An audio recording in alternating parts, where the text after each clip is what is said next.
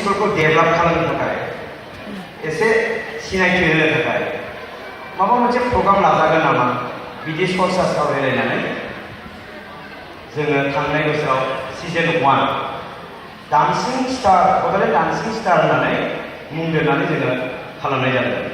थ' थांनाय बोसोराव जों बारा हाइलाइट खालामाखैमोन, अब्लाबो जोङो गोजाननिफ्राय जाजखौ लेंहरदों, दिल्लीनिफ्राय लेंहरदोंमोन।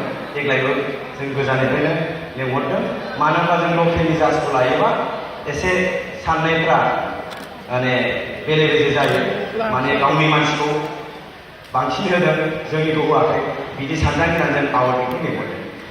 थ' जोंनि थांखिया माबाया फिसाथार, स्कुला जोबोद फिसा, नाथाय फिसायैनो जोबोद गिदिर हान्थिनाय, जोबोद गिदिर थांखिया जाहैबाय जों बे स्कुलखौ बोरै सिनायथि होनो, बे स्कुलखौ बोरै जों डेभेलप खालामनो, बे स्कुलखौ जोङो मारै गोसारहोनो। थ' बेखौ प्रग्रामखौ लानानै जोङो दाब दाब जायगायाव अडिसन खालामहैबाय।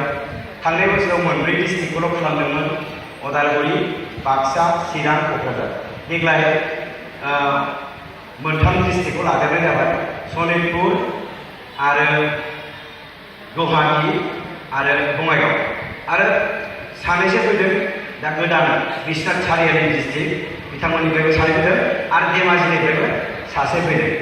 दा गासै अडिसन खालामनानै जों सेकेन्ड राउन्ड थार्ड राउन्डखौ बिजनि चिरां डिस्ट्रिक्ट बिजनियाव खालामदों। थ' जोङो गासै टटेल 119 जन मोनदों अडिसन खालामनानै।